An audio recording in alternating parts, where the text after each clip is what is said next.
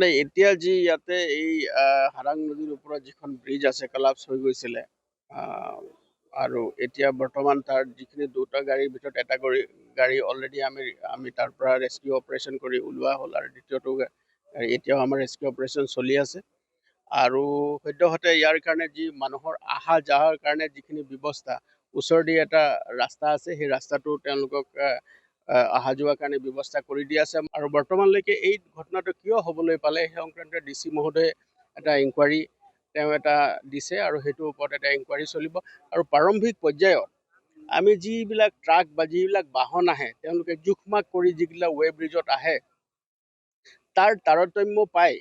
আমি তাৰ যেতিয়া আমি এইটো অনুসন্ধান কৰিছোঁ তাৰ তাৰতম্য আমি দেখি পাইছোঁ আৰু সেই তাৰতম্য দেখিয়ে আমি